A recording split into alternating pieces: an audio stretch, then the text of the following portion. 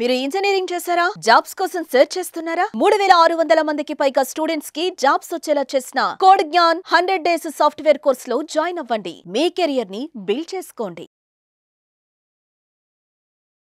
నమస్కారం ప్రసన్న గారు. నమస్తే సిరి. సో మేడం, చాలా వరకు కూడా మనం బ్లౌజ్ ఏ విధంగా స్టిచ్చింగ్ చేసుకోవాలి అన్నప్పుడు ముందుగా బ్లౌజ్ మెజర్మెంట్ అనేది ఎలా తీసుకోవాలి ఒక పర్ఫెక్ట్ బ్లౌజ్ స్టిచ్ చేసేటప్పుడు, అండ్ అలాగే కట్టింగ్ ప్రాసెస్ ఎలా ఉంటుంది, అండ్ చాలా వరకు హ్యాండ్స్ని మనము అటాచ్ చేసే ప్రాసెస్లో ఆర్మ్ దగ్గర మనం చాలా ఇష్యూస్ ఫేస్ చేస్తూ ఉంటాం, డిస్కంఫర్ట్ ఉంటూ ఉంటుంది, అండ్ ఎక్కువగా లావుగా కనిపించడం ఇవన్నీ చూస్తూ ఉంటాం. అలా కాకుండా ఎలా మనం మిస్టేక్స్ని ఓవర్కమ్ చేసుకుంటూ ఒక మంచి బ్లౌజ్ని స్టిచ్ చేయడం ఎలా మేడం? మామూలుగా ఇప్పుడు బ్లౌజ్ అయితే మనము మెజర్మెంట్స్ తోటి ఆల్రెడీ తీసేసుకుంటాం. దీనికి కూడా మనం మెజర్మెంట్స్ తీసుకుంటాం. అంటే దీనికి ఏమేమి కావాలి మెజర్మెంట్స్ అన్నప్పుడు హ్యాండ్ మనం కట్టింగ్ చేసుకున్నప్పుడు ఫస్ట్ లెంత్ కావాలి.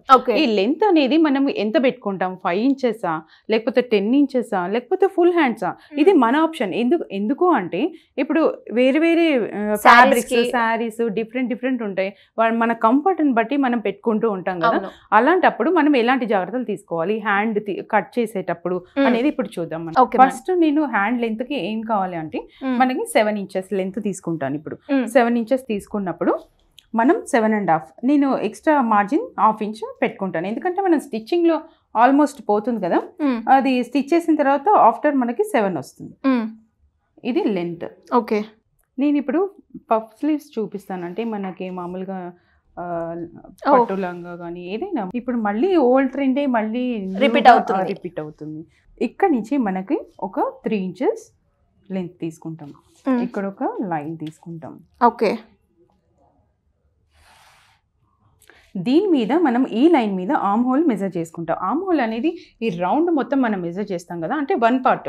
ఇది ఓన్లీ ఒక 1 సైడ్ నేను హ్యాండ్ మాత్రమే కట్ చేస్తున్నాను. ఇప్పుడు మనకి 15 ఇంచెస్ ఆర్మ్ హోల్ ఉందనుకో, దాన్ని బై 2 అంటే 2 పార్ట్స్గా డివైడ్ చేస్తాం. ఎందుకంటే అది ఫోల్డింగ్లో ఆన్ ఫోల్డ్ ఉంది కాబట్టి 7.5 తీసుకుంటాం. ఈ లైన్ మీద మనం మెజర్మెంట్ తీసుకున్నప్పుడు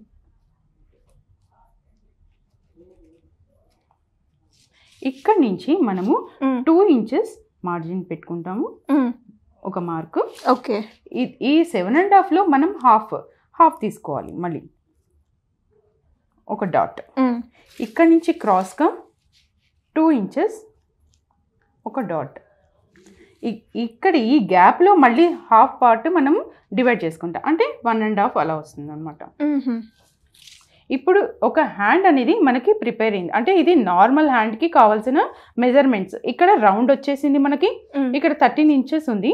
ఇవి మనం బై 2 చేస్తాం. దాన్ని కూడా ఇక్కడ మనం ఆర్మ్ హోల్ తీసుకున్నాం, ఇక్కడ మనం లెంత్ తీసుకున్నాం, ఇక్కడ నార్మల్ స్లీవ్ అయిపోయింది. ఇప్పుడు మనకి పఫ్ హ్యాండ్స్ కావాలి అనుకుంటే ఇక్కడ మార్జిన్ దగ్గర మనం ఎక్స్ట్రా మార్జిన్ తీసుకుంటాం. అంటే క్లాత్ అనేది ఎక్కువ పడుతుంది అనమాట. ఎందుకంటే మనం ఫోల్డింగ్ చేస్తాం, ఇక్కడ ఫోల్డింగ్స్ వస్తుంది కదా, అందుకోసం మనం ఇక్కడ ఎక్స్ట్రా తీసుకుంటాం క్లాత్. ఓకే, ఈ డాట్స్ని ఇప్పుడు మనం కలుపుకుందాం.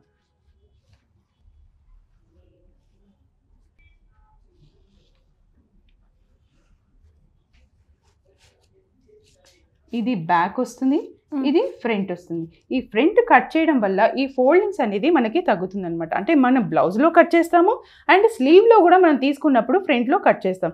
ఈ కట్ చేసినప్పుడు మనకి ఏంటంటే ఈ ఫోల్డింగ్స్ రాకుండా బ్లౌజ్ పర్ఫెక్ట్గా అందంగా కనిపిస్తుంది. అంటే మనకి బ్యాక్ నుంచి చూసినప్పుడు ఎలా కనిపిస్తుందో ఫ్రంట్లో చూసినప్పుడు కూడా మనకి అందంగా కనిపిస్తుంది. ఇక్కడ అన్ని మనకి ఫోల్డింగ్స్ వస్తాయి. అంటే మనకి పఫ్ అనేది ఎంత కావాలి, ఎక్కువ కావాలి అంటే క్లాత్ ఎక్కువ పడుతుంది, తక్కువ కావాలి అనుకున్నప్పుడు మనం తక్కువ తీసుకోవచ్చు అనమాట.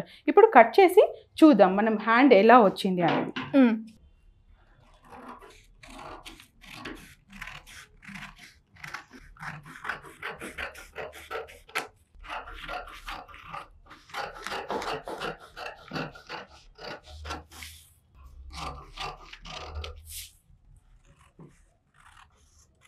ఓన్లీ ఫ్రంట్ పార్ట్ ఒక సైడే తీసుకొని మనం కట్ చేసుకోవాలన్నమాట. ఓకే,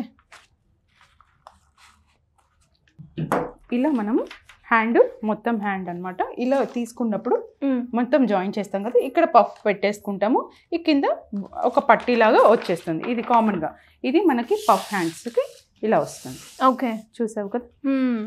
ఇది ఫ్రంట్ పార్ట్ డౌన్లో వస్తుంది, కొంచెం అప్గా ఉన్నది బ్యాక్ సైడ్ వస్తుంది. అంటే Okay. ఫ్రంట్ అండ్ బ్యాక్ అందంగా కనిపిస్తుంది, ఫోల్డింగ్స్ రాకుండా మనకి అందంగా కనిపిస్తుంది అనమాట.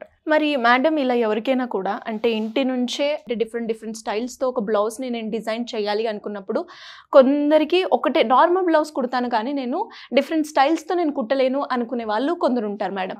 ఇంకొందరు మాత్రం కుడతాను బట్ అంత పర్ఫెక్ట్గా రాదు అనుకునే వాళ్ళు కూడా ఉంటారు.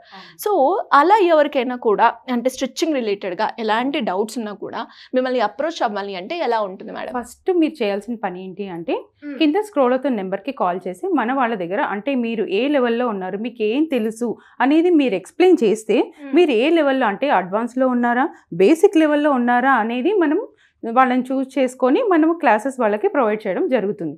కానీ కొంతమందికి ఏంటంటే ఇప్పుడు సగం నాకు కట్టింగే వచ్చు, స్టిచ్చింగ్ రాదు అనుకునే వాళ్ళకి మనం స్టిచ్చింగ్ పార్ట్ నేర్పిస్తాం.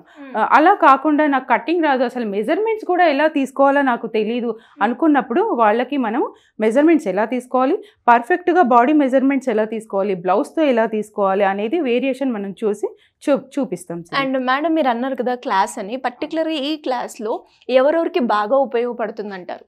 జనరల్గా ఏంటంటే ఇంట్లో నేను నా బ్లౌజ్ నేనే కుట్టుకోవాలి, బాగా బయట ఎక్స్పెన్సివ్ అవుతుంది, నేను క్రేజీగా నా బ్లౌజ్ కుట్టుకుంటే నాకు హ్యాపీ అనుకునే వాళ్ళు చాలా మంది ఉంటారు. అలాంటి వాళ్ళకి నేను 2 డేస్లోనే మీ బ్లౌజ్ మీకు సింపుల్ బ్లౌజ్ నేర్పించడం జరుగుతుంది. ఓకే, 2 డేస్లో వచ్చేస్తుంది. సింపుల్ టెక్నిక్స్ తోటి నేను నేర్పించడం జరుగుతుంది. అలాగే కాకుండా ఇంకా నేను ఒక సెటప్ చేయాలి, ఒక వర్క్ షాప్ సెటప్ చేసుకోవాలి, ఒక బిజినెస్ పరంగా నేను చేసుకోవాలి అనుకున్న వాళ్ళకి సపరేట్గా మళ్ళీ మనం క్లాసెస్ ఇవ్వడం జరుగుతుంది అనమాట. సో ఇంట్రెస్ట్ ఉన్న వాళ్ళకి కింద స్క్రోల్ అవుతున్న నెంబర్ని సంప్రదించవచ్చు. అవును Siri. Thank you madam, thank you so much. Thank you Siri. Suman టీవీలో మీ పర్సనల్ అండ్ బిజినెస్ ప్రమోషన్స్ కోసం కింది నెంబర్కి కాంటాక్ట్ చేయండి.